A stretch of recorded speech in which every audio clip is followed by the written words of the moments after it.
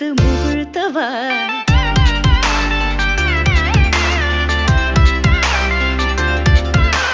தனிக்கடல் அலையினில் கதிரவனொளியினை இணையிற கழலன கனித்தவா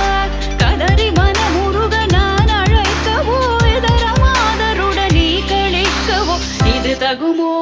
இது முறையோ இது தர்மம் தானோ இது தகுமோ இது முறையோ இது தர்மம் தானோ